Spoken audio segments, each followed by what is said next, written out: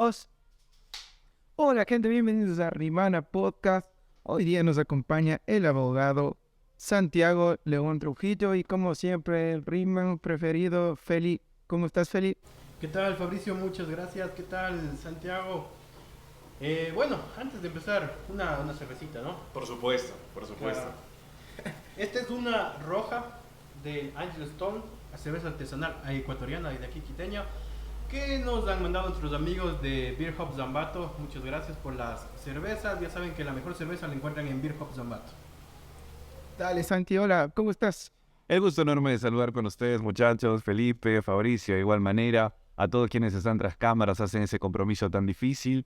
Bueno, primero salud, gracias al auspiciante, estimado Fred, salud, no, salud, Salud. tenemos listo, salud, Salud, Feli. y a conversar, ¿no? A lo que se vino, ustedes me dirán. ¿Qué tal, Santi? Cuéntanos un poquito. Eres abogado, nos cuentas también tras cámaras que eres representante de fútbol, trabajas en radio, medios deportivos. ¿Cómo es tu faceta, cómo es tu vida y cómo te inclinaste acá? ¿Desde los cuántos años empezaste por esta faceta pegada al deporte un poco?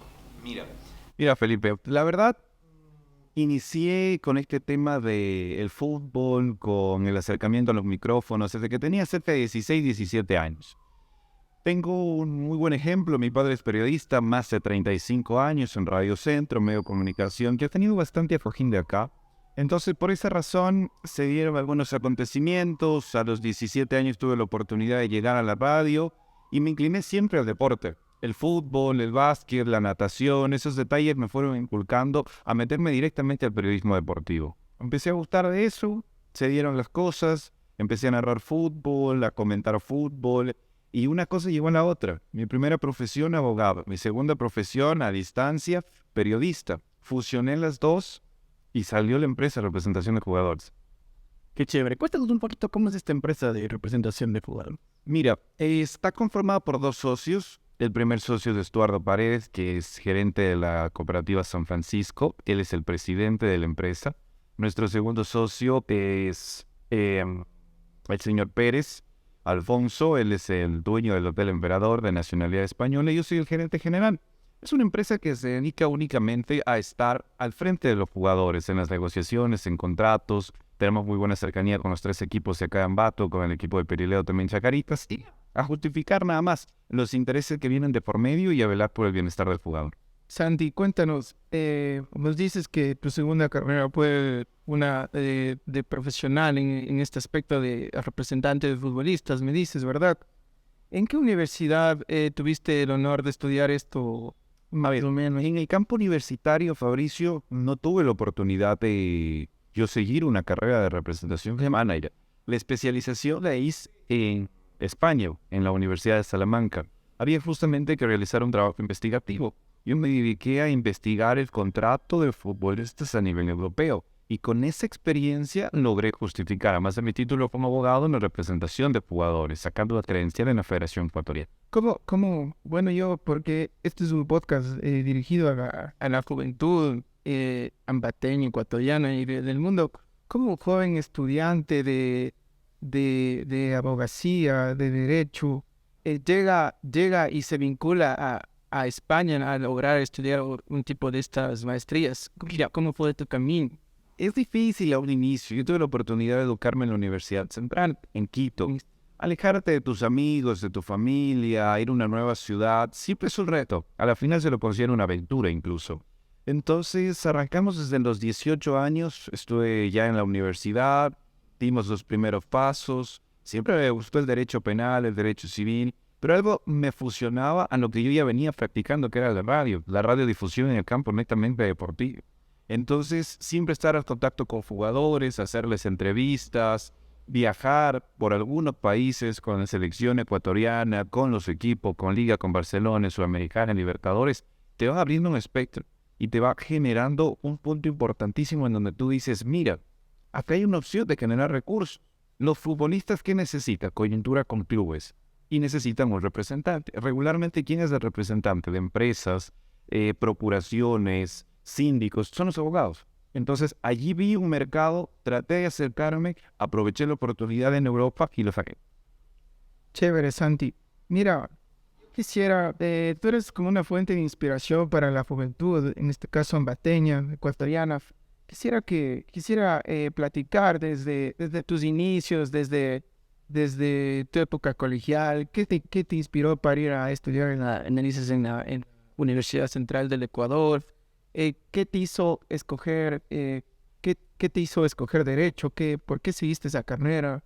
Cuéntame de tus inicios, tú estuviste en la época igual del CNSI, de dar exámenes del PEFO. Cuéntanos todo acerca de este tema. Mira, Mauricio Felipe, fue algo bastante anecdótico. Quiero allí ser puntual. Yo la primera prueba en Senasí, que sobreentiendo que algunas de las personas que estamos acá la vimos, fracasé todos. No, me fue bien. Recuerdo que saqué 816, 811, y mi primera idea recién graduado del Colegio Bolívar, y yo era químico biólogo, era ser odontólogo. ¿Por qué? No tengo idea. Hasta ahora no me gusta eso, no sé por qué se me metió en la cabeza. Pero bueno, como digo, anecdótico plenamente. Yo quise ingresar a la central a estudiar odontología y el puntaje mínimo era 930, 920 y no me alcanzaba. Entonces me quedé 6 meses fuera. Recuerdo que me inscribí en preuniversitario, uno de acá de la ciudad. Creo que podía 1 o 2 horas tal vez, máximo al día. Y de ahí la tarde pasaba en casa, que en el play, que jugando, que viendo televisión, etcétera. Hasta que un día que mi papá me dijo: Santiago, estoy harto de verte en casa, necesito que empieces a trabajar, y ya sé que fracasaste, no te metiste en la primera ocasión. Sé que no entraste a la universidad. Entonces allí me dijo: yo trabajo en radio, yo lo que quiero es que vayas a hacer, pases papeles, y creces en ese mundo a ver qué sucede. Habló con la gerente, con María Elena Gamboa, que es buena amiga actualmente, y me dijo: ingresa, a ver qué sucede. Ingresé y justamente fue una cabina de periodismo, pero era el deportivo. Recuerdo haber compartido allí micrófono con Carlos Núñez Gaibor, con Enrique Moscoso, con Julio Rodríguez, y para mí impactante, a un inicio, y eso es lo que la mayor parte de oyentes, televidentes y seguidores que tenga este canal me van a entender. Ponerse un micrófono parece sencillo, pero es complicadísimo. Las luces, las cámaras, la gente que te empieza a escuchar. Y en ocasiones yo iba a la radio, iba en autobús. Y ese autobús estaba escuchando el medio de comunicación en el cual yo iba a informar. Y era refresco ese autobús. Entonces como que tú dices, la responsabilidad que está en tus hombros. Tú sentías que ellos te van a... Toda esta gente va a estar escuchando, nerviosismo. Si por ahí te equivocas de algo, es como te va a reprender. Si en el bus está 40 personas, tu error se traduce a 40 errores. Sí, es como algo que pasa, pero imagino que ese fue uno de tus inicios que lograste inmiscuirte en este tema periodístico. Exacto. Ese fue el primer paso. Recuerdo que la primera ocasión que llegué a Radio Centro me abrieron la cabina. Todo el mundo, bueno, en mi caso fue como sorpresivo, el timbre de voz que utilizaba, la rapidez con la que improvisaba, un criterio futbolístico y desmenuzar un partido. No es fácil, parece sencillo, pero ponte el micrófono, es complicado. Entonces yo empecé a percibir hasta cierto punto esa información que me daban con experiencia mis compañeros en ese entonces, y me dijeron: Santi, ven al micrófono. Y me recuerdo que me dijeron: da la hora, ¿ok? Era como las 8:30 de la mañana. Y di mal la hora. La primera vez que tuve la oportunidad de estar en un micrófono, di mal. Sí, recuerdo que dije 8, y nada, cerraron el micrófono. 8. A repasar igual. Entonces esas situaciones anecdóticas, te digo, que te van dando fortaleza para tener un nivel de expresión diferente, para que te sientas cómodo cuando estás con el micrófono. Y toda esa experiencia. En esta carrera de periodismo, toda esa experiencia. Todo, bueno, ya me estás diciendo en tu orden cronológico, y si quisiéramos saber acerca de tu vida. Me estás diciendo que no ingresaste a la universidad. Gracias a ese fracaso conseguiste llegar a la RAND. Exacto, a descubrir otro mundo que es el periodismo. Ya, después cuéntanos, ya lograste ingresar a la universidad después. ¿Por qué ese direccionamiento a escoger la carrera de Derecho? Mira, acá en ese tiempo que yo pasé 6 meses, casi 7 fuera de la universidad, como tú sabes, se conoce como semestre sabático, pues allí me di cuenta que los temas sociales eran para mí. El tema de dialogar, de persuadir, incluso en una audiencia, de brindar un buen alegato de apertura, un buen alegato de cierre.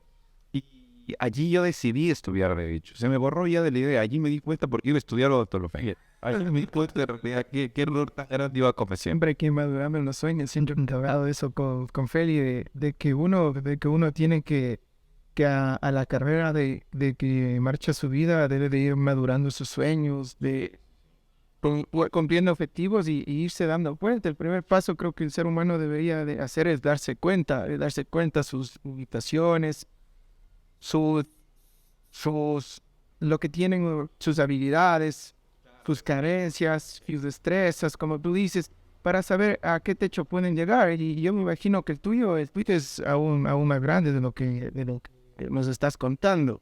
Después, Santi, después de que ya decides escoger derecho, ya me imagino que ya te fue en la prueba de CENESIF, ya, o anda con menos puntaje lograste ingresar, porque ya es una carrera. Tenemos conocimiento que las carreras de salud pública tienen un entonces, no sé si la de derecho sea igual o qué. Yo recuerdo haber ingresado con un puntaje de 898 a derecho. Entonces logré dar nuevamente la evaluación. No me sentí tan satisfecho. Recuerda que siempre nosotros en ese entonces teníamos la idea de que solo de 900 para arriba vamos a conseguir universidad. Después se me ha complicado. Y es como que los 889, 90 por allí que alcancé era, bueno, podría ser una alternativa. Postulé y me salió. Gané el cupo, por suerte gané el prepo, que fue importante. Y en base a eso se desarrollaron ya todos los acontecimientos alrededor de mi carrera. Fueron 5 años. Tuve la oportunidad en séptimo semestre de ganar una beca de excelencia académica. Me fui a estudiar a Chile. Soy en la Universidad de Concepción. Hermosa experiencia. ¿Eso te pasó cuando estabas en la universidad, en el grado? Así es. ¿En qué semestre te sucedió eso? ¿Y por qué surgió la oportunidad? Mira, en séptimo semestre se dio un intercambio donde podían escoger las universidades de Chile a 2 o 3 estudiantes de mejor rendimiento a nivel académico y empezar a hacer intercambios, ¿ok? Entonces, yo de la Universidad Central fui escogido y me fui a cursar séptimo semestre en la Universidad de Concepción. Amé todos los ramos, todas las materias respectivas, se dio esta conjugación y nada, disfrutaba muchísimo tiempo ahí en Chile. Qué chévere, qué chévere. Santi, mira, este es un podcast que con Feli queremos dar con un aporte de valor a nuestros jóvenes, que tenga aquí personajes que sirvan como fuente de inspiración para que vean que a una edad corta, edad alta, a la que sea, uno se puede lograr sus objetivos. Mira, yo quiero que estamos hablando del aspecto académico, profesional y todo. Comencemos por la Universidad Central. ¿Dónde sale a joder un estudiante de la Central a tener su viernes por la tarde, su viernes por la noche? Un estudiante de la Central de Derecho. ¿Dónde paran los viernes? No sé si yo tengo una primera experiencia. Yo estudiaba en Riobamba. En Riobamba no respetan día y hora, pero el día típico que era ahí eran los jueves de noche en la Giralda. Un ejemplo. Quisiéramos saber porque nuestros jóvenes quieren saber de todo, de lo académico, de lo social, de lo extracurricular. Entonces, cuéntanos un poquito para que ellos sepan. Si quieren estudiar Derecho, ¿qué va a tener en Quito?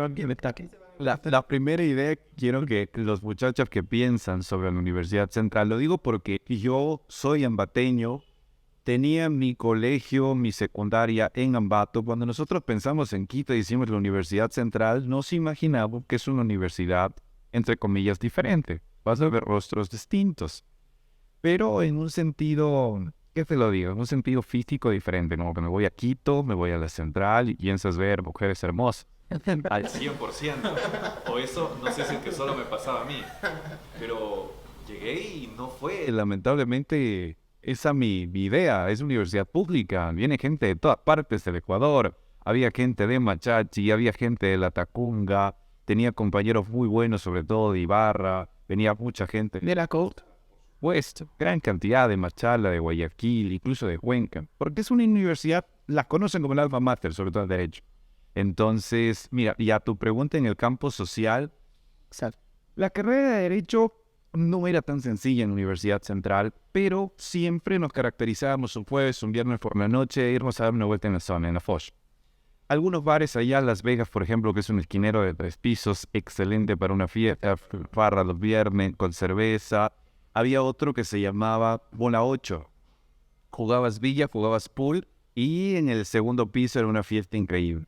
¿Sabes que en la zona, en la Folla exclusivamente, yo nunca me imaginé focalizar un día Era un martes 10 de la mañana. Primero o segunda semana que yo estaba en la universidad. Había un bar, había una discoteca que el martes a las 10 de la mañana estaba a reventar. O sea, 2 pisos de un montón de mujeres y un montón de hombres bailando, festejando, y era martes. Eso, por ejemplo, en Ambato, no sé si es que en Riobamba, pero no hay, o sea, es martes. En Riobamba, en Ambato hay, Felipe. No, en Ambato no hay. Marte. ¿Qué hay? El Parque de los Borrachos, creo, solo eso he escuchado ahí. Porque los borrachos y también antes había, bueno, no sé cómo está ahora, no con esto de que COVID y todo, pero antes sí había unos bares específicamente cerca de las universidades, más común era cerca de la Uniandes, que había farra desde miércoles, jueves y viernes a eso de las 12 del día. Pero de ahí un martes a las 10 de la mañana un poco difícil. Aquí, o sea, en Riobamba yo... Sí, la verdad sí había. Sí, había lugares clandestinos y lugares, así como tú le dices, bares, que desde nubes no respetaban nada. No respetaban nada, pero lo que sí me llamó la atención es de lo que dices de Las Vegas. En Riobamba, Las Vegas es un centro de diversión nocturna. Ella es Yo pensé que era una sucursal. y se sabía meter eso, sí. Hablando de esos sitios, te cuento, y allí sí quiero tomar desde un punto algo serio, entre comillas. Allá los nightclubs son lugares donde se va y se hace buenos negocios. Buenos negocios. Te cuento que allá en Quito hay un nightclub que es el más elitista de todo el Ecuador, ¿ok? Donde la entrada te cuesta $56, por si acaso. Y el cariño de la señora o de la muchacha que está de acompañante superior a $250. Entonces estoy hablando de un tema ya Un rango alto, ¿no? un rango alto, donde, bueno, nosotros que por lo menos hemos averiguado, no sé si que utilizar su servicio, pero por allí no supero los $40-50. Ya no te hablan de 250. Muy pesado de eso. No, yo no sé de eso. Experiencias, Felipe, más en cabo. No, la verdad no sé de eso. No, como todo, yo creo, bueno, siempre igual cuando se enfrenta a la universidad hay típicos amigos, compañeros que dicen, oye, esto. Pero como que a mí personalmente no me ha llamado la atención, tal vez por curiosidad. No se sabe un poco cómo será ese ámbito. Pero la verdad no me da curiosidad y, por ejemplo, ahorita ese de Quito, uno se imagina que es muy bueno, ¿no? Pero casi siempre los que se tiene aquí referencia en Ambato, los locales como que no son tan buenos, son cuidado te roban o cuidado te pasa algo por ahí. Chévere. Saiti, ya nos contaste de tu experiencia de aquí en lo social. Dijiste, ¿después fuiste a seguir tu maestría en Chile o lo que nos contaste? Fue después. Un semestre pasado. Oh, ya sé, como una... Después fuiste a España. Claro, me gradué y de ahí me fui a España. Ya, primero vamos. Ya que estamos tocando en tema social, cuéntanos, en Chile, me imagino que alguna vez te tomaste una cerveza, saliste, ¿cómo son las chilenas? Mira, acá, bueno, yo primero te doy en el preámbulo, ¿no? Y hablando del tema social. He tenido la oportunidad en mis 25 años de conocer 26 países. 26 mujeres. Países. Te lo digo y se lo digo a todos los seguidores. He estado en Colombia, he estado en Rusia, que son los países que muchos dicen, mira, ahí hay mujeres hermosas y eso los ven en internet. No hay mujer más bella que la brasileña. Qué hermosa mujer que hay en Brasil. Primera posición y segundo Chile. Qué bárbaro. Qué bárbaro. Es una raza diferente.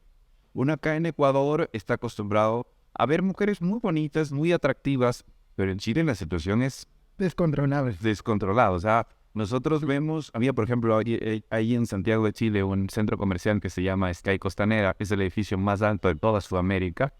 Es un mirador, es un museo a la vez y es un centro comercial en la parte baja. Y estaba con un amigo, igual era ecuatoriano. No contábamos más de 5 o 6 segundos y aparecía una mujer perfecta. O sea, contábamos 1, 2, 3 y pum, aparecía. 1, 2 y aparecía otra más. Y tú eras, Dios, o sea, Chile, check-in, sentido mujer. Y las chicas que ahorita nos comentas eran sociables, o sea, eran abiertas a conocer otra cultura, otra gente. En Chile no tanto, porque he oído que, o sea, como que en Chile no, la gente no está tan predispuesta. De Chile, mira, Chile es un país demasiado culturalizado. Les voy a hacer yo una pregunta, cambiemos un poco. Ya, este es un espacio, es una plática, aunque parezca entrevista y todo, pero esto es una plática. Perfecto. Preguntarnos, conversar esto. Yo les doy su hoja abierta. Fabricio. Los hombres, cuando estábamos entre amigos, en reuniones, tomándonos una cerveza como ahora, si es que no estuviéramos enfrente de cámaras, ¿de qué temas hablan? Los hombres, solo caballeros. De mujeres, de fútbol, no sé, de carros, ¿Qué país? de cerveza. Ujú. De mujeres. Yo hablo de música con mis amigos. De mujeres es lo que más se habla. De mujeres. Eso es lo que sucede acá. Y yo se los digo porque, mira, he tenido compañeros en medios de comunicación que sobrepasan los 50, 60 años, compañeros de mi edad como ustedes, compañeros incluso en algunos otros trabajos que son menores. Todos hablamos de eso. Hablamos de mujeres, hablamos de fútbol y de vez en cuando de caras, ¿ok? O de ropa. Hasta allí, dejan. En Chile no era así. Una plática de amigos, hablabas de socialismo, de capitalismo, de fascismo. Y es como que te llega y dices, oh, ok, o sea, en Ecuador no tocamos esos temas cuando estaba con una cerveza y es viernes por la noche. Y en Chile no, era diferente. Había compañeros y amigos que hablaban de esos temas mientras se fumaban un puro y tomaban una cerveza o un vino. Y esas cosas es como que sí me llaman la atención. Y eso es lo que te digo. Culturalmente Chile, la educación que se maneja en Chile, con la experiencia que tengo, es la más complicada, incluso que España, a referencia a España. Pero tú crees que esa cultura en el momento de socializar es porque tú estudiaste, estabas en un intercambio de una carrera de derecho, me imagino, o crees que eso sucedía en todas las personas? Porque yo tengo un primo que estudia igual derecho, tengo bastantes primos, y ellos al momento de socializar, de tomarse una cerveza y todo, siempre hablan de política, de socialismo, capital. No sé si lo que tú nos cuentas es direccionado a la cultura de un país, y te hago la pregunta, no sé si es direccionado a la cultura de un país o es direccionado al tipo de estudiantes con los que tú te relacionabas. Mira, ya le respondo allí. Yo tenía un amigo allá que se llama Lucas, un fipazo. Él era bombero. Allá los bomberos eran personas que sin ningún tipo de beneficio económico se inscribían a la academia y pues los fines de semana cuando tenían tiempo laboraban, ¿ok? Él tenía un montón de amigas bomberas, ¿ok? Casi siempre, como yo vivía en un departamento solo, tenía beca, me daban 600,000 pesos, algo más de $1,400 mensuales en ese entonces. Vivía con un amigo ecuatoriano que tenía el mismo salario que era mi compañero de banca, se llama Cristian Yandún, y rentamos un departamento. Teníamos dinero, éramos jóvenes, rentamos un penthouse, tenía jacuzzi de asunto, era perfecto. Y siempre Lucas decía, no, yo te llevo a tu departamento, no hay problema, te llevo amigas y todo. Y hacíamos convivencia allí. Y tenía amigas de todo. Amigas que seguían medicina, amigas que seguían enfermería, amigas que seguían justamente comunicación social.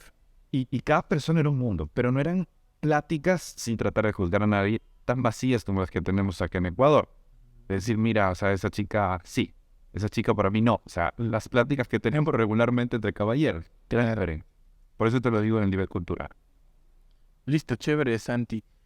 Bueno, y cuéntanos un poquito más, nos contaste ya de Chile, cómo era esta faceta y cómo es el cambio a pasar a Europa, a España, y todos con esta idiosincrasia que se dice, no, los españoles allá se creen mejores, o no, un ecuatoriano no puede triunfar en España. ¿Cómo es esa vida allá en España? ¿Cómo se te abrió las facilidades a ti para ir allá? Mira, primero a todos los que me han pedido, sobre todo, y hablo amigos casi siempre de mi misma edad, que me dicen, o sea, hermano, ¿cómo hiciste, no? ¿Fue la documentación que presentaste? ¿Hasta qué punto fue sencillo o no esta carta de aceptación por parte de la universidad? Primero, te realizan una entrevista antes de que tú vayas. Me refiero únicamente a la Universidad de Salamanca, ¿ok? Te hacen una entrevista vía Zoom, justifican y tratan de demostrar tu experticia en inglés. Yo, por ejemplo, tenía un certificado que saqué en la UTPL sobre mi suficiencia en inglés y te hacen por ahí un diálogo en inglés. No es tan sencillo. A lo que huimos a inglés o en ese entonces teníamos esas ideas. Te lo hacen. Y de allí el tema en España, primero, lo económico. Si quieren ir a estudiar a España, deben tener sus ahorritos, muchachos. Eso sí, se los digo. Un almuerzo en España, específicamente en Salamanca, costaba 11, 12 euros. Si les hago un almuerzo enfrente de la universidad, que nosotros sabemos que no hay lugar más barato que comer enfrente de la universidad. Cuesta 11, 12 euros. Que les hago el traslado será unos 13, 14 dólares. Entonces, eso que pagas diario, y te hablo solo del almuerzo, no te hablo de una cena, no te hablo de un desayuno, y no te hablo de un restaurante agradable. Exacto. Entonces, Bueno, sí es costoso. ¿Y cómo es allá en la vida? O sea, ¿hay diferencia con lo que se relaciona un poquito a Chile? ¿O es de una perspectiva? Yo creo, no conozco ni España ni Chile, pero ya nos comentabas de las chicas. ¿Qué chicas son más hacia chilenas o las españolas? Las españolas son 900%. Más, o sea, 900%. sí, esa es mi como intuición, porque he escuchado o sea, pero debe ser por la cultura que tiene la gente chilena, que son así. Sí. Tienen una cultura hasta cierto punto conservadora, mucho más abierta que la de acá, claramente, en cuanto a cultura, en cuanto incluso a libertinaje, llamémoslos de esa manera. Y, a ver, en España, te cuento que la situación era muy agradable, porque tenía amigos de todas partes del mundo. En Chile, cuando fui, bueno, tenía amigos chilenos y por ahí uno que otro colombiano. Cuando fui a España, en mi curso tenía un compañero que se sentaba a la derecha, que se llamaba Juan Leguizamón, bárbaro, era colombiano, él, un chiste completo. A mi costado izquierdo tenía una amiga que se llamaba Irina y era de Costa Rica. Adelante tenía a Águeda, que era de Buenos Aires, Argentina. Diagonal tenía a otra amiga que era de Paraguay, de todas partes de Sudamérica, de todas partes. Y creo que había un puñado de españoles, te hablo de 3 o 4. De allí, de todo lado. Incluso tenía un compañero que era de Panamá, pero sus padres eran de Estados Unidos. Extraordinaria experiencia, de todo lado.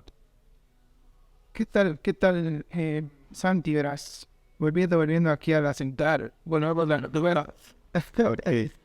aquí en la central, ¿cuál carrera tú piensas que fue la que tú dijiste, esta carrera está aquí en la malla de nosotros, pero no sé ni por qué digamos está aquí, era la que más te provocaba fatiga, la que más no sabías por qué dan en derecho de la central esta carrera y que tuviste que superar? Entonces, en una materia, esto, ¿verdad? Sí. Bueno, mira, yo tenía una materia en la que nunca fui bueno, se llamaba legislación con la sociedad. Yo tenía legislación 1 y 2, claramente todo lo concerniente a adultos mayores, a niños, etcétera. Pero yo tenía una parte que se llamaba, una materia, legislación con la sociedad. No sé por qué se incluyó dentro de la malla curricular esa materia. Lo único que yo tenía que hacer dentro de ese ramo era hacer dos ensayos. Dos ensayos sobre el mismo tema del convivir de los estudiantes. No aprendí nada, no sé cuál fue el motivo, pero se dio. Así que aprobé, pero no me convenció. No saqué nada provechoso. Y ahora hablando de manera profesional.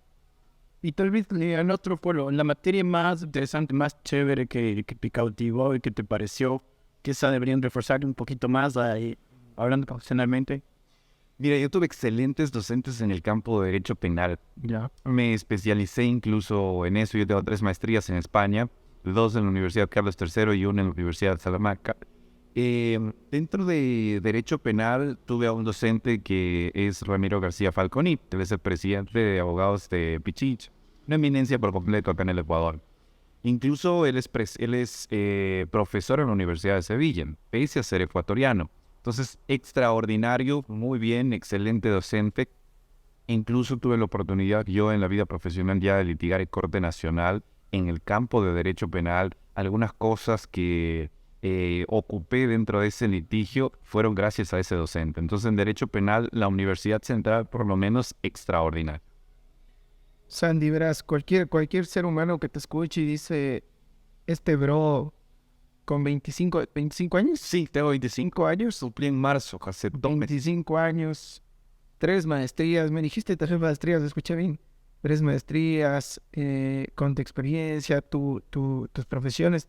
¿Cómo le hiciste para poder, como si un estudiante de Derecho quiere estudiar una maestría en el extranjero, en España específicamente, cómo le hace para seguir, sacar las 3 maestrías o 2, como tú me cuentas?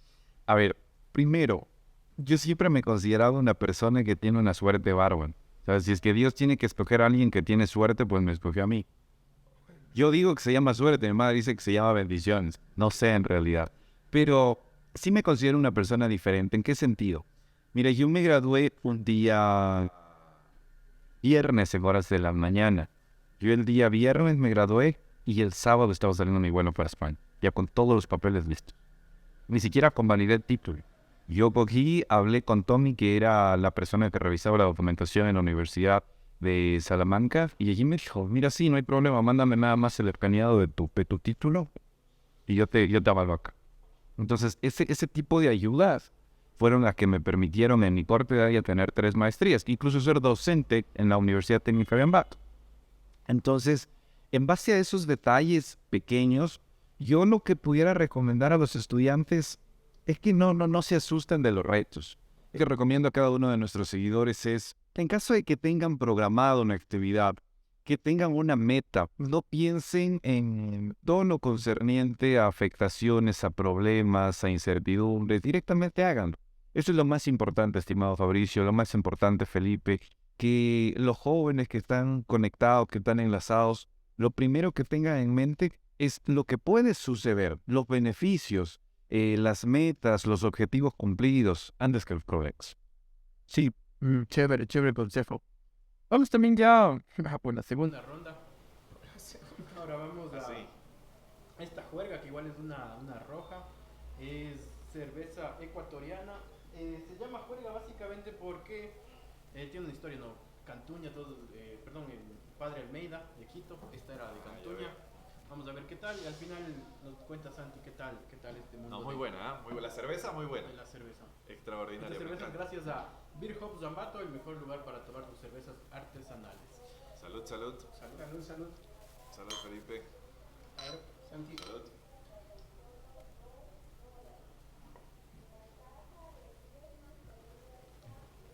Bueno, Santi, cuéntanos un poquito más. En esta faceta ya te graduaste y todo, y ahora nos cuentas que estás con unos emprendimientos también. ¿Cómo es esto y qué le recomendarías? Bueno, ya le recomendaste a la gente que se arriesgue, que se vaya con todo.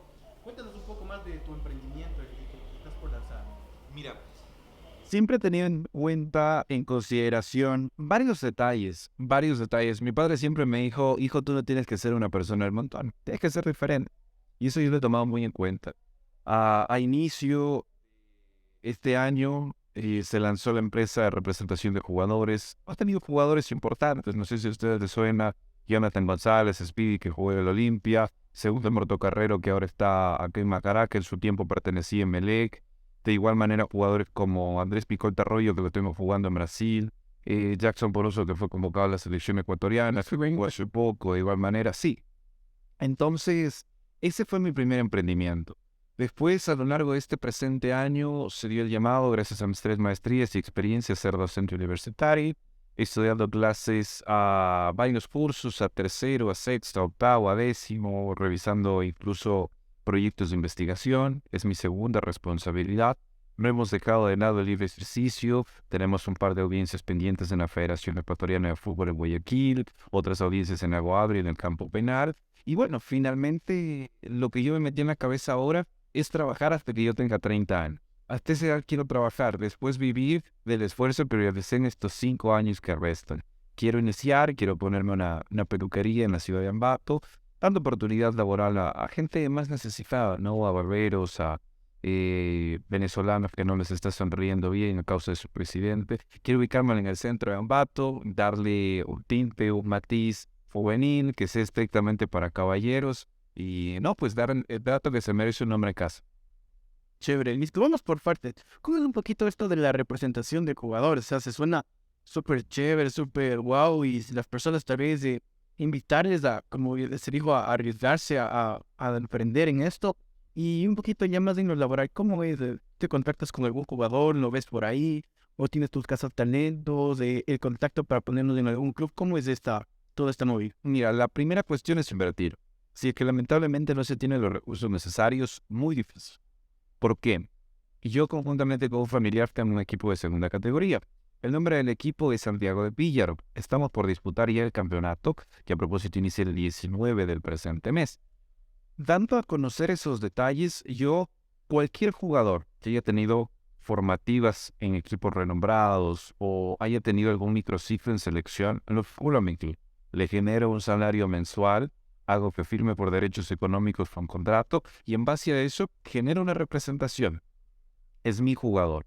Yo, gracias a los contactos que he tenido la oportunidad de estar 5 o 6 veces en Brasil, varios presidentes de distintos clubes son buenos amigos y tengo un director técnico de mi equipo que es brasileño. Entonces él me da los contactos y me abre las puertas. Se llama a esos jugadores, se logra vincularlos a un equipo en el extranjero, gana algo de trayectoria y se los comercializa a la interna del país, en Serie B o en Serie A. Esa sería una alternativa. Y la segunda, con jugadores ya de renombre. Los mismos contactos que tengo fuera del país hacen pedidos. Dentro de esos pedidos se gestionan, se busca al jugador acá, se platica con el representante y se les vincula a un fútbol del exterior. Las comisiones son muy buenas, refiriéndome a jugadores ya nombrados. Ustedes saben que la industria del fútbol maneja una cantidad de dólares bárbara. Y en el bajo sentido, reitero, en jugadores jóvenes, mandarlos a Brasil y todo se invierte mucho. Pero es muy lucrativo y tengo una aspiración bastante grande en ese caso. Un joven quisiera invertir en esto.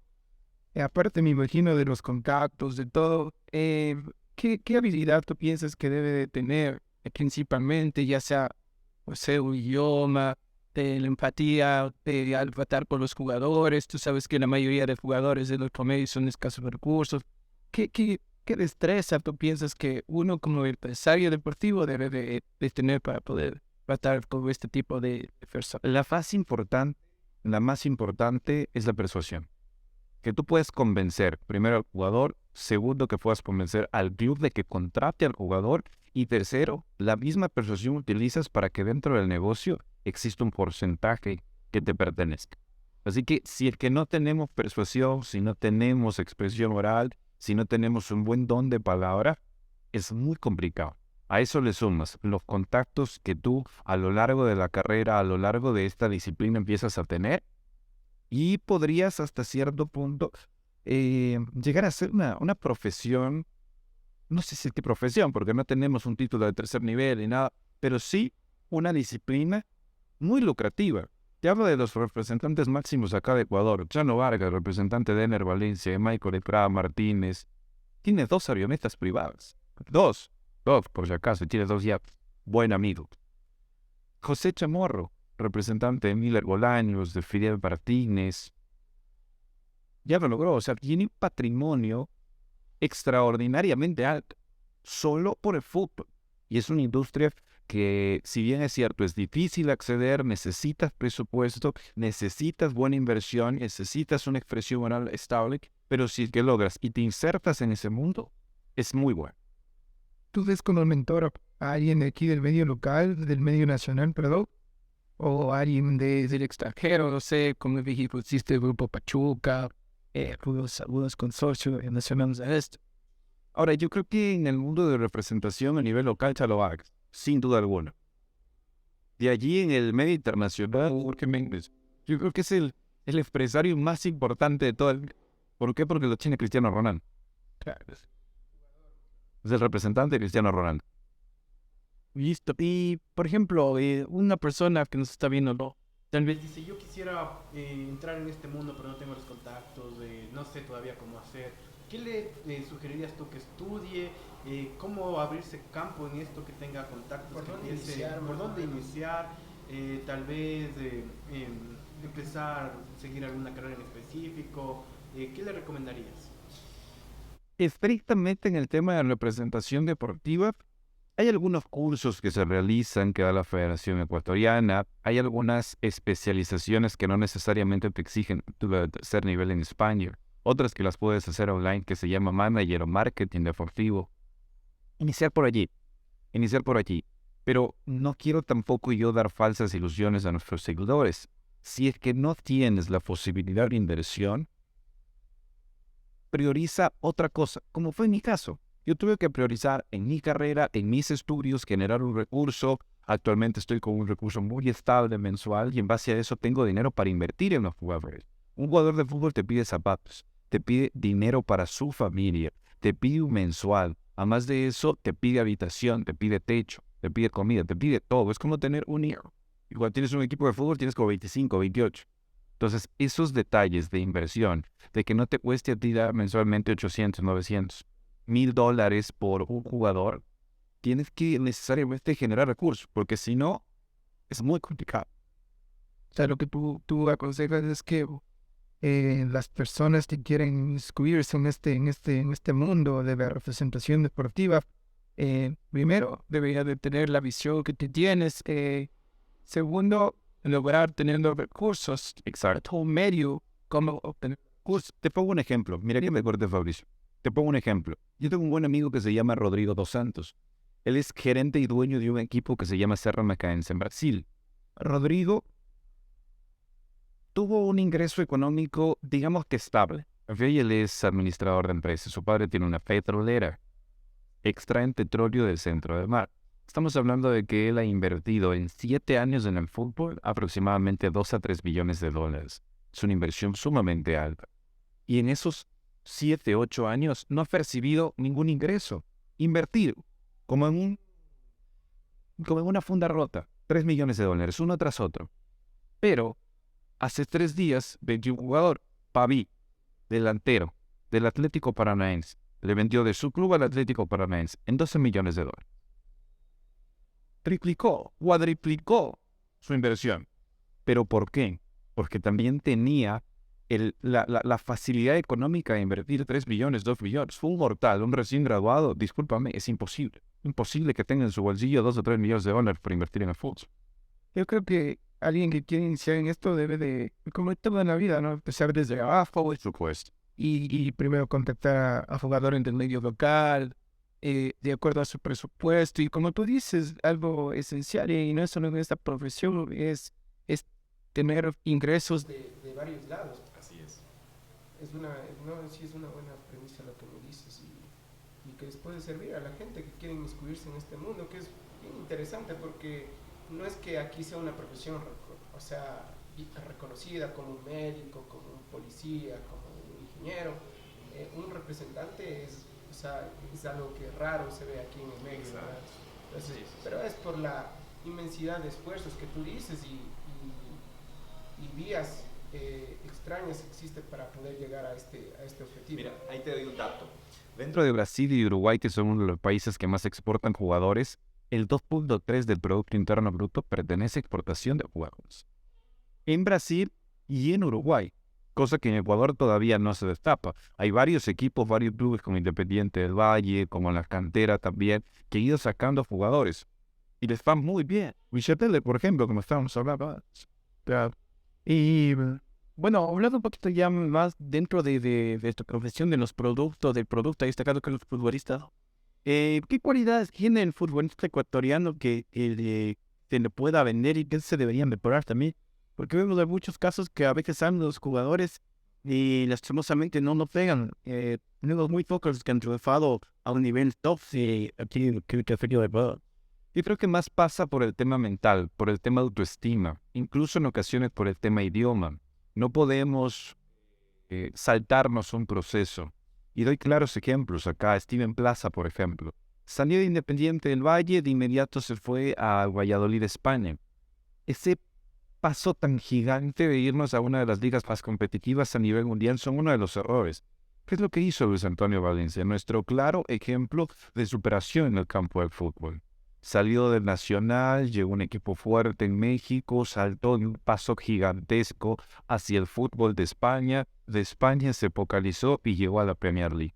Este proceso en ocasiones con nuestros futbolistas, por el tema económico y por sus representantes, no se los cumple. Pero si es que se lo cumpliría a cabalidad, tranquilamente estaríamos hablando de jugadores muy buenos, muy reconocidos. Es que yo creo que básicamente el cambio de cultura creo que choca con el entrenador, porque la mayoría, como decíamos, nuestros jugadores son de escasos recursos, llegan, a veces ya tienen todo y se pierden. El cambio, como decía, de cultura, de mentalidad, el idioma. Entonces yo creo que eso debe ser un proceso. Es como cuando solo nosotros. Yo salir de aquí de Ambato, ir a Riobamba, como me imagino, desde Quito, solo a nivel nacional, ya tiene un cierto impacto en tu personalidad. O sea, es como que algo cambia en la comida, el hecho de salir de tu casa, que ya no tienes la comida de tu mamá, de tu padre, ya tener que probar otro tipo de comida, ya creo que ya te cambia tu personalidad. Y imagínate de los jugadores, no sé qué piensa usted, los jugadores bajo el promedio, ellos deben de planear su comida típica, sus amigos, su idioma, su cultura, su diario vivir. Y yo creo que esto, quieran o no, les afecta en el personal diario de futbolística. Bien, Puede darse esos detalles. Mira, y yo creo que cambian esos, entre comillas, lujo que tienen acá de la familia, de los amigos, de la convivencia, en el extranjero por un salario exorbitante. Exorbitante. La industria del fútbol, Fabricio, Felipe, solo para que tengan una idea, nosotros, lo hablo por el tema académico, nos esforzamos 5, nos esforzamos 7 años por estudiar nuestra carrera, por graduarnos, por especializarnos, por sacar una maestría, por buscar incluso un PhD. Y es difícil que tengamos un salario superior a los 5 o 7 mil dólares. Es difícil. Acá en el mismo medio, jugadores de mitad o de baja tabla de posiciones refiriéndome a equipos, están sobre los 15, sobre los 17 mil mensual. Hay muchachos de 18, de 17, de 19 años. Por dar un ejemplo, y me permito dar el nombre porque en algún momento platiqué con el Billy Arce, que actualmente está en Liga, e inició en Independiente del Valle, que tuvo ya su paso internacional, a los 17 años. Estaba ganando 26 mil dólares. ¿Cómo no perderse, cómo no marearse un poquito si a esa edad te ponen en tu chequera esa cantidad de plata? Cuando tú, a los 12, a los 13 años, no comías ni 3 veces al día. Entonces, tal vez focalizándonos desde una perspectiva de futbolista, sí es difícil. sí, más que todo estos roces, ¿no? Y ya al rato de viajar a otros países también la cultura. Un poquito también, no sé, la familia, en cuestión de emociones. A veces los futbolistas tienen su primera novia de su barrio y le llevan a otro lugar. O se queda en Ecuador y tiene que estar en otro país. Eso también, ¿cómo afecta? Y cómo ustedes como empresarios le dan esta facilidad a todos los jugadores. Exacto, lo que dice Felipe. Ustedes, tú como empresario, brindas un tipo de apoyo psicológico, social, fe a los futbolistas que ejemplo, tú le dices que firman y se van a Brasil o se van a distintos medios del mundo. Hey, de parte del empresario, ¿existe algún tipo de apoyo para, como tú mismo decías, no se pierdan en este proceso de alcanzar Totalitario. A los que recién, o por los que tienen la idea de buscar en este mercado llamado industria del fútbol como empresarios, debes darte cuenta, tener un futbolista bajo tu representación es como tener un hijo. Te escribe 2, 3, 4 veces al día, te dice me hace falta esto, me hace falta zapatos, me hace falta una mochila, me hace falta dinero, y tú tienes que responder. Es como tu hijo. ¿Ok? ¿Cuál es el beneficio económico que tú sacas al momento de alguna venta del jugador? Los derechos económicos del jugador, los derechos deportivos del jugador son por lo que los clubes pagan. No sé si es que ustedes han escuchado ese, pero tan trillado de Neymar, por ejemplo. Tiene costo de derechos económicos, de derechos deportivos de 250 millones de euros. Hay jugadores de acá de Ecuador, por ejemplo Moisés Caicedo, que se valoró tanto que llegó a costar 6 millones, 7 millones. Entonces, ese dinero, ese rubro, va directamente al club y al empresario. Estamos hablando de que si puedes tú vender jugador de esa clase, solucionas tu vida. Nada más y nada menos. Algo que todos creo que nos cuestionamos y quisiéramos saber es qué porcentaje, yo sé que va a ser variable el porcentaje, pero qué porcentaje neto al jugador de un fichaje. 15%. 15%. 15%. Por lo general, porque debe de... Hay normativas que se llaman estatutos de FIFA, donde está el porcentaje del representante, donde está el porcentaje del jugador, donde está el porcentaje para el equipo que lleva los derechos económicos, incluso los derechos de formación, en donde en todos los clubes que ha estado el jugador antes de que cumpla los 19 años, que formaron a jugadores, para no redundar.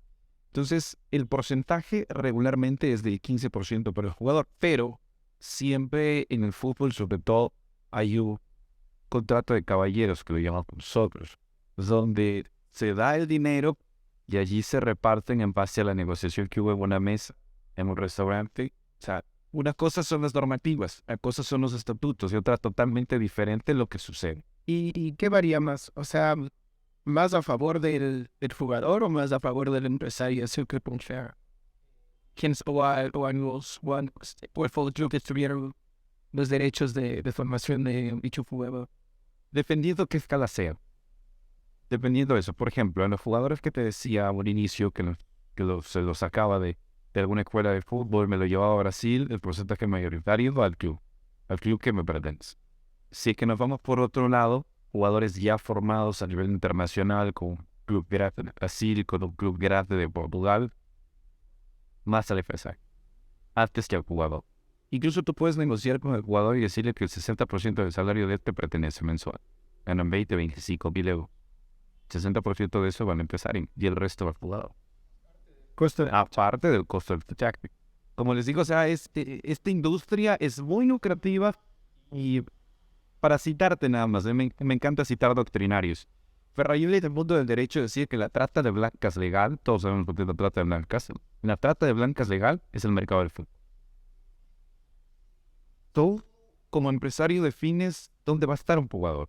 Hasta cierto punto le coges y lo mandas a Brasil, lo mandas a Portugal, lo mandas a España o lo vuelves a Ecuador. ¿Por qué Profetco? Porque firma un documento donde tú le representas. Tú haces con él lo que desees, por ese contrato firmado. Entonces de ti depende el futuro del jugador. Hasta cierto punto, si es que no tiene la libertad de decidir al momento del jugador a qué club va, pues sí pierde algunos derechos y por eso es lo que le asocia Papayoli con el tema de trata de blancas. Sí, sí es una analogía perfecta en la que vos estás diciendo porque sí se representa lo mismo. Oye, tú quieres hablar algo más al respecto de este tema futbolístico o sino para... Bueno, solo pues no más. ¿Cómo va esta parte de un código ético de los empresarios deportivos hacia los futbolistas? Porque, bueno, podemos ver a veces lo mismo que decíamos, hablábamos que los jugadores a veces no son ni estudiados y pueden poner toda la confianza en un empresario. Si esta persona no es una persona bien formada, puede sí estar perjudicar a los jugadores. ¿Cómo va esta parte de la ética profesional dentro de los empresarios deportivos? Esa es una pregunta muy difícil. Tal vez no tenga la experiencia necesaria en este campo, porque apenas voy 2 años, para podértela responder con cabalidad. Pero la ética está en los estatutos, la ética está en la normativa, está en el estatuto del jugador, está en la Federación Ecuatoriana de Fútbol, está en las autoridades competentes, pero en la práctica la ética no está. Cuando hay tanto dinero de por medio, te cuento que la ética pasa a segundo plano. Entonces, es difícil para mí en esta experiencia decírtelo, pero la ética en ocasiones se ve alejada de los negocios deportivos. Bueno, Saidi, mira, volviendo un poquito al pasado, recordando, en la Universidad Central del Ecuador, ¿en qué semestre alguien que quiere estudiar Derecho recomienda ya hacer las prácticas o desde qué semestre están dispuestos? Mira, yo te voy a dar un concepto primero como estudiante y otro concepto después como docente universitario. Como estudiante, te digo que las prácticas, sobre todo en la Universidad Central, puedes hacerlas a partir de 8º, 9º y 10º semestre. ¿Sí? Eso por un lado. Como docente y ya como profesional te doy el otro criterio. Desde el primer semestre que te metes a estudiar Derecho tienes que empezar a hacer prácticas. Tienes que meterte en consultorio jurídico, tienes que buscar nexos, tienes que tener experiencia, tienes que acudir a audiencias, tienes que estar como representante así sea de la tienda de tu papá, para que en base a esos detalles, de esa experiencia, tú vayas cotejando con la información que vas recaudando dentro de la universidad. Porque esta materia de Derecho, muchos lo ven como sencilla, como fácil, pero es demasiado extensa. Hay derecho societario, derecho empresarial, derecho civil, derecho penal, derecho laboral, etc. Derecho deportivo incluso. Y cada una de esas ramas tiene su especialidad. Cada una de esas ramas tiene 4, 5, 6, 8 códigos. Cada código de 200 hojas. No es tan sencillo como la mayor parte de gente cree. Por eso cuando yo decía, ¿no? Y mi madre me decía, hijo, no sigas derecho, te vas a desperdiciar. Fuiste un estudiante distinto en el colegio, creen que siga odontología o medicina. Primera y segunda hermana es médico y siempre el sueño de mis papás fue eso. Y ahora yo tengo el lujo de decirle a mi misma madre, a mi mismo padre, seguí derecho y estoy triplicando el salario de mi hermana que es médico. En ese sentido, por lo menos demostrar que pese a seguir una carrera en la cual no están de acuerdo tus padres, tú ya con el pasar del tiempo pides que te den la razón, que no desperdiciaste tu vida tampoco en ese cambio. Chévere, chévere, Santi. ¿Y tú, o sea, pusiste en práctica desde lo que me estás contando? ¿Desde el viaje? No. Yo nunca, no. Es un consejo que yo doy a los docentes. Sí, Sí. y está muy bueno para la gente que nos sigue. Pero en la pregunta, en octavo semestre ya hiciste tus prácticas secundarias. Yo empecé a trabajar. Bueno, prácticas preprofesionales las hice en octavo semestre, sin ningún tipo de vínculo laboral ni económico. Desde noveno semestre inicié a trabajar en Lex Concept con el doctor Norman Pérez, buen tipo en realidad, buen amigo antes que jefe. Ahí aprendí muchísimo. Noveno y décimo semestre me fui a libre. Y de ahí ya te graduaste, me imagino, todo. ¿Qué fácil o qué difícil fue conseguir tu primer empleo? Complicadísimo, complicadísimo. Ojo, yo inicié a trabajar en radio desde los 17 años. Nunca nunca he finalizado mi contrato. ¿A qué me refiero? Yo cuando estuve en España, cuando estuve en Chile, mandaba informes, mandaba notas grabadas, mandaba enlatados, como es el término que nosotros ocupamos, dando información de ecuatorianos en Chile, dando información de la selección cuando jugaba allá, cubriendo eventos, etc. Nunca me alejé de la radio. Y siempre tuve ese ingreso mensual, que me permitía darme algunos, no lujo, pero sí cumplir algunas necesidades que tenía como joven. De allí, conseguir trabajo en el campo de derecho, muy difícil.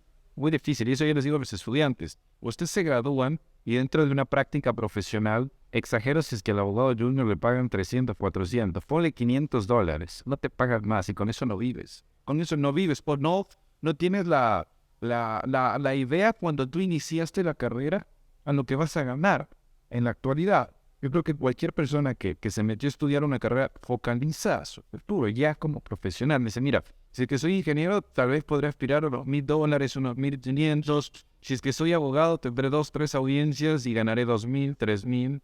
Pero tú te llegas al segundo día graduado y no es eso. La realidad no es eso. Está muy difícil con esto de la pandemia, Felipe, Fabricio, conseguir trabajo. Muy complicado. Pero todo depende, lamentablemente, alejado de lo ético, de los contactos que tengas. ¿Y cuál fue tu primer trabajo? O sea, aparte de lo que nos comentas que estabas en radio durante todo el tiempo, ya tu primer trabajo y tu primera experiencia ya como abogado, ya formado, formado o saliste y ya tu consultorio. Actualmente tengo mi consultorio. El primer trabajo que tuve ya como abogado fue en Lex Concept, como te comenté.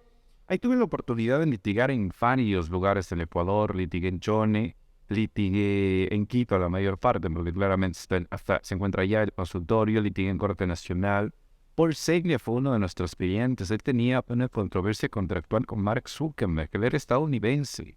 Él creía ser dueño parcial de la red social Facebook. Paul Seglia es una eminencia completa. Para traducir a los seguidores quién es este hombre, primero le dio trabajo a Mark Zuckerberg en su tiempo en Estados Unidos. Él era el jefe de Mark Zuckerberg. Mark Zuckerberg empezó claramente con esta investigación, con estos avances en la red social Facebook, y firmaron un contrato en donde el 50% de Facebook le pertenecía a Paul Seglia y el otro 50% a Mark Zuckerberg.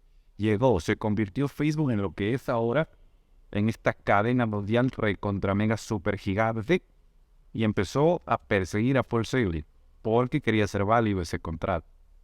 Tanto que tuvo que migrar hacia Cuba. En Cuba cogió una embarcación, llegó a Ecuador, le interpone seguir y le detuvieron. Pasó 7 meses detenido y tuve la oportunidad de ser el abogado de él. Por eso litigué en Corte Nacional, solicité un asilo político para él, tal cual como Julian Assange lo hicimos para Paul Seglia. Solicitamos ese asilo político y Lenin Moreno se lo dio, y por esa razón tuvo la oportunidad de salir de la cárcel. Fue un juicio sumamente bueno, me sentí realizado por completo en el sentido de abogado.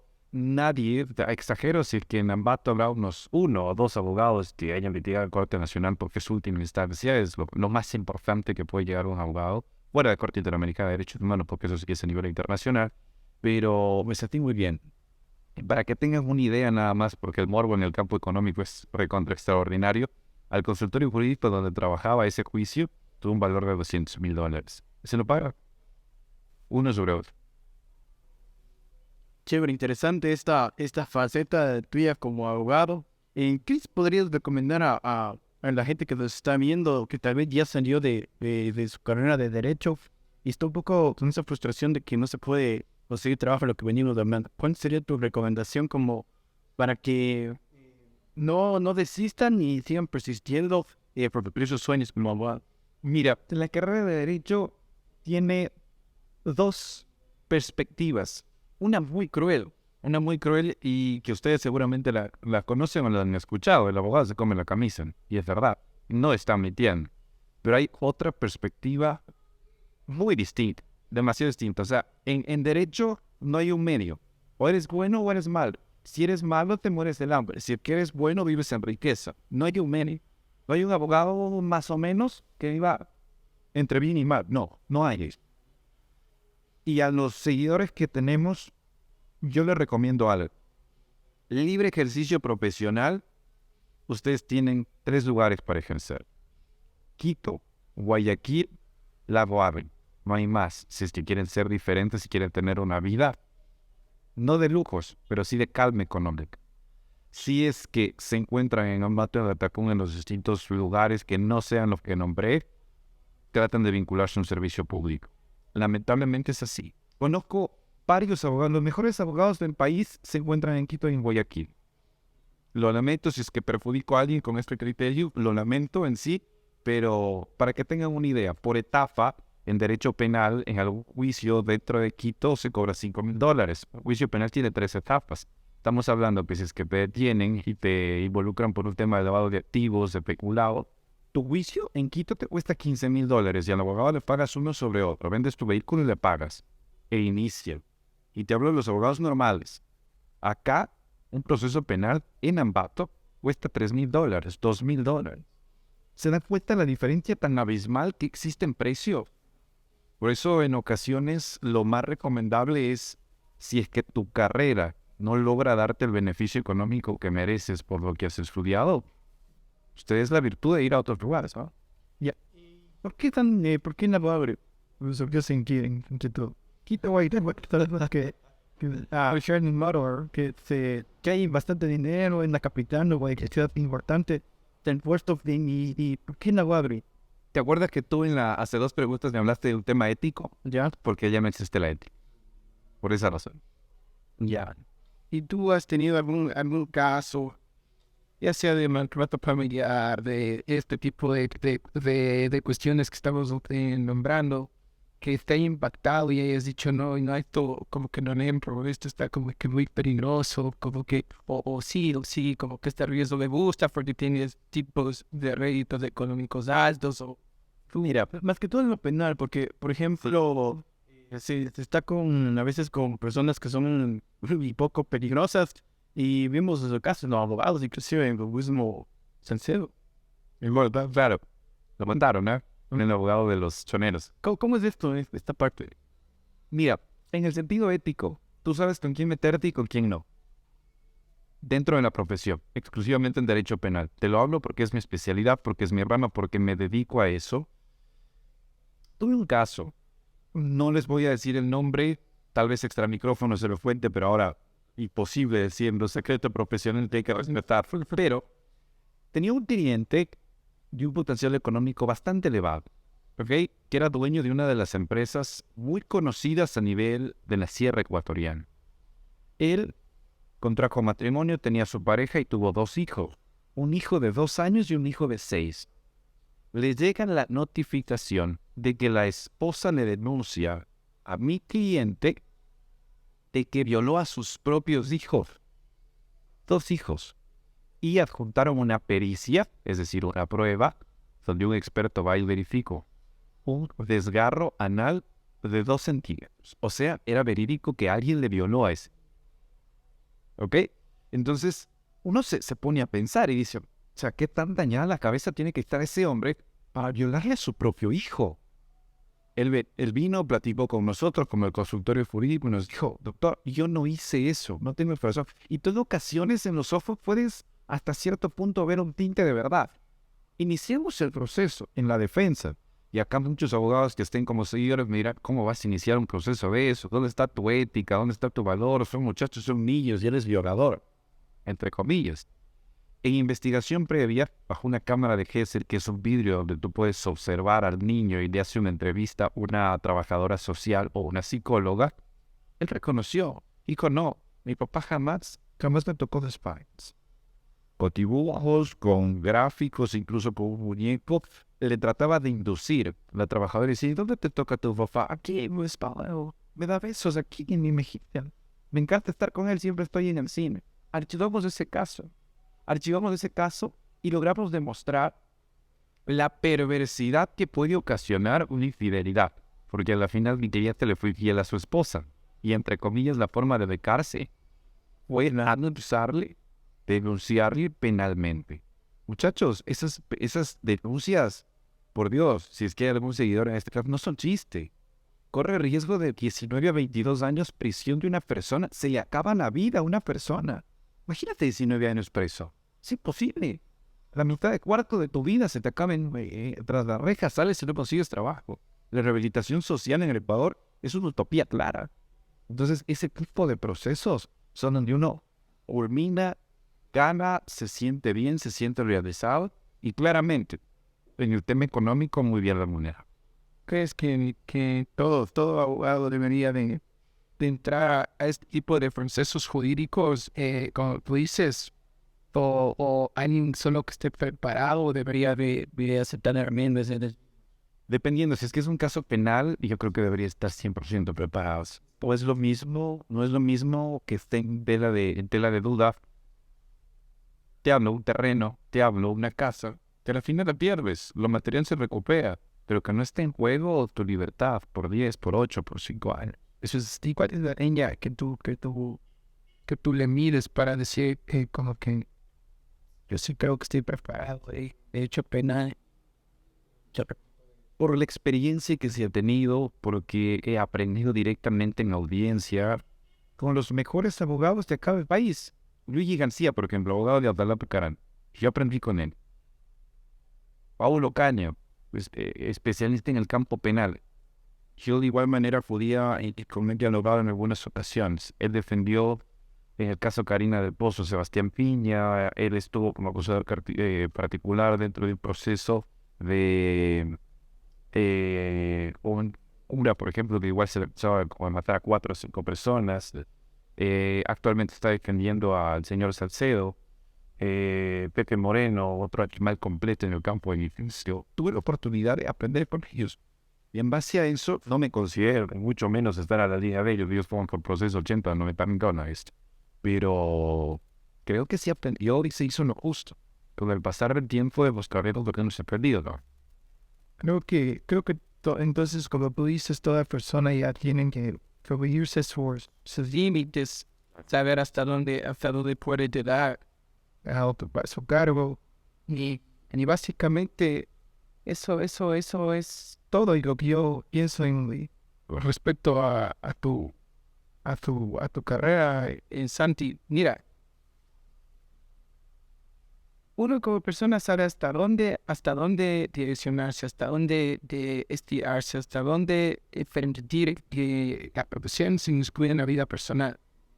Yo pienso que si uno ya quiere seguir un tipo de riesgo y quiere adentrarse más y a veces por ambiciones económicas, como abogado puede seguir un tipo de riesgo de tomar unos casos, como tú dices. Pero si no lo quieres y quieres estar por otro lado, también sí existe sustento para jóvenes que quieran, o sea, estar en casos alejados de este tipo de... Sin duda. Sí, mira, Fabricio, hay personas y personas que gustan del derecho penal y personas que no. No por eso les digo que no van a ser buenos abogados si no se dedican a derecho penal. Hay personas que se dedican a civil, a laboral, a administrativo, a constitucional, que no es el mismo riesgo. O sea, no tienes tú que lidiar en ocasiones con personas que tú sabes que son culpables. En el caso de una violación, en el caso de un abuso sexual, en el caso de un acoso. Tú sabes, eres consciente. Incluso te sometes al abreviado. ¿Por qué? Porque la carga probatoria es tan grande por parte de la Fiscalía que no hay salidas. Simplemente tratas de reducir la pena. En la misma oficina tuve un caso de un bailarín de uno de los artistas ecuatorianos más conocidos de música urbana, que han estado en una fiesta. Esa fiesta se desarrolló en Esmeraldas, ¿ok? De Esmeraldas se trasladaron hacia Malta. Dentro de esa fiesta, culminó la fiesta, subieron a la camioneta 2, 3, 4 mujeres y se fueron a continuar el after party que nosotros conocemos. Han estado consumiendo bebidas alcohólicas, sustancias sujetas a fiscalización, bueno, algunas cosas. Y acá está. Escuchó la distancia. Estoy hablando con mucha propiedad. Alcohólica, bro. Sí, así. Bueno, te decía, en estado, bueno, consumiendo bebidas alcohólicas, además de las bebidas alcohólicas, sustancias sujetas a fiscalización, y uno de los invitados ha tratado de agredir físicamente al artista, cuando en eso el bailarín del artista responde, le agrede y como estaba con sustancias sujetas de fiscalización a la interna, rompe el pico de la botella y le corta la yugular. Falleció esa persona, claramente estamos nosotros ante un posible delito de asesinato. Tal vez no existió planificación, pero estoy seguro que por las sustancias sujetas a fiscalización, por el alcohol, la fiscalía le va a dar como un asesinato. Pues sí, porque formuló cargos. Sentido. Muchachos, con ese panorama, uno como abogado, ¿qué tiene que hacer? De la pena que tiene, de 22 a 26 años, bajarla. Por lo menos que va de 22 y no 26. Ahorrarle esos 4 años que están de por medio. Tratar de cambiar de tipo penal a que no sea un asesinato y sea considerado homicidio. Que ya tiene una pena diferente. Que por lo menos ya llega de 12 a 16. Eso puede hacer uno como abogado. Y no es que estoy faltando a la ética, sino que estoy colaborando hasta cierto punto con esa persona que ya hizo de las suyas. Claro. Por errores a veces complicados, ¿no? Sí, sin duda, sin duda. Bueno, Santi, y vamos un poco más a tu... Quiero contar de estos micrófonos a tu tema como profesor universitario. ¿Qué tal es esta experiencia como docente universitario y enfrentarte a alumnos que son un poco mayores, ¿no? Tienes nuestra edad y tienes que dar a octavo, noveno semestre, que es un poco complicado. ¿Cómo es esta faceta? Mira, no, yo la verdad como docente me divierto, como ustedes se dieron cuenta, me gusta hablar, me gusta estar frente a una cámara, me siento cómodo. En ocasiones como que sí me admira, yo estoy dando gestión de proyectos en octavo semestre y estoy también en décimo revisando un par de detalles en cuanto a trabajos de investigación. Hay personas que ya tienen su edad, te hablo de 35, de 40, hay una señora también que se llama Verónica, que me parece que tiene ya 52 años. Pero siempre trato de implantar ese sentimiento de respeto, a que por lo menos se den cuenta que él es estudiante, por lo menos dentro de clase. Ella es estudiante y yo soy docente. Existe esa subordinación de promedio, pero no estamos usando. Yo como docente me considero de los docentes tranquilos, de los que velan por los... Yo también fui estudiante. No puedo tampoco que exceso de tareas, que lecciones sorpresa. Porque eso, o sea, no es que te ayuda a prepararte, eso te perjudica y te baja la autoestima como estudiante. En el caso de docentes es diferente. ¿Qué tipo de, o sea, de docente te caracteriza? O sea, a tus alumnos, como dicen, les das todas las típicas Coca-Cola. Ajá. ¿Es típico de Coca-Cola o un que no sabe nada? ¿Cómo te catalogas? O sea, pero si pasaste por la etapa universitaria, tuviste un montón de abanico de siempre el típico docente que llega y dice, conmigo medio curso está perdido, o el típico que llega por ahí, no da ni 2 clases y hace casar a todos. O sea, ¿cómo tú quisieras llegar a ser y cómo quisieras que la gente, tus estudiantes más que todo, después te catalogue ya cuando me seas profesor de... Yo siempre les digo que con mis estudiantes tengo 2 objetivos. El primero, ganarme el respeto de todos y de cada uno de ellos por el conocimiento que yo tengo. Y el segundo, que cuando me vean pasar en la calle, cuando aparezca en algún lugar, me digan, mira, él fue mi docente y algo aprendí con él. O sea, no de los docentes que hemos tenido, creo que la mayoría, que no sabe nada, que ni siquiera intenta enseñar, y que al final todos pasan, pero tienes una laguna mental gigante porque no sabes qué onda con esa cátedra. Entonces yo me considero ese tipo de docente. No tampoco soy muy estricto. En este momento mismo me escriben estudiantes que sí que mi internet está mal, que no puedo conectarme al Zoom, que algún detalle pasa. Te paso la primera. La segunda no. Justo a mi hora y a mi tiempo se ha ido la luz, te creo la primera. La segunda no. En asistencia soy complicado. En rendimiento trato de ser hasta cierto punto optimista. Porque las materias que doy, estoy dando derecho civil, estoy dando derecho ambiental, estoy dando también gestión de proyectos, no son tan complejas. Simplemente con leer. soy exigente en el campo de lecturas, les mando a leer mucho a mis estudiantes, para que por lo menos algo de esa lectura les quede, y en el semestre que viene no me van a quedar tan mal cuando un docente les pregunte alguna cosa y por lo menos la doy. Siempre tengo una andragogía que yo no aplico, que doy la clase en 1 hora, 1 hora y media. Y los últimos 3 minutos les digo, a ver, a los que no me prestaron atención jamás, a los que estaban en videojuego, a los que estaban en TikTok, en lo que estaban en lo que sea, presten atención estos 2 minutos. Si me prestan atención estos 2 minutos, mi objetivo se cumple. Sintetizo y concluyo. Todo lo que tienes ahora, en 2 minutos lo sintetizo y les doy. Y ya saben apuntar mis estudiantes al FAR. ¿Qué es lo más importante? Yo creo que eso es lo que yo siempre buscaba de un docente. Y un docente me lo cumplió y fue Max Escobar, de la Universidad de Concepción. ¿Qué tipo, hermano? Qué buen profesor. O sea, de los típicos, como estudiantes decían, haz tu más, no aprende con él. O sea, imposible que no aprenda. Esa técnica él ocupaba. Y a mí me encantó porque siempre, cuando decía, ya, préstame atención 2 minutos, todo el mundo era como que, bueno, ahora sí. Y empezabas a apuntar y te servía. Y era un paso importante. Y eso yo repliqué. Bueno, esta ha sido la plática con Santi. Santi, cuéntanos cómo te sentiste estar en este espacio que es dirigido más para jóvenes. Bien, muy tranquilo. Muy tranquilo. Gracias a ustedes por la invitación. Gracias Felipe, gracias Fabricio. Una plática muy amena con ustedes. De igual manera a quien nos está ayudando dentro de controles, a todos los que se encuentran en el estudio. Muchas gracias por la visitación y nada. Hasta una próxima, ¿ok? No se olviden que somos sus Dreamers favoritos. Feli Pérez, Fabri Jurado, estuvo en los controles Alex. Estamos para que nos sigan en nuestras redes como Rimana Podcast, como Felipe Pérez P en Instagram. ¿Y tu Instagram, Santi? santileon.t. ¿Ya? Y a mí como Jurado Fabricio, Fabri Jurado. Que tengan un buen día y hasta una próxima. Muchas gracias. Les vaya muy bien.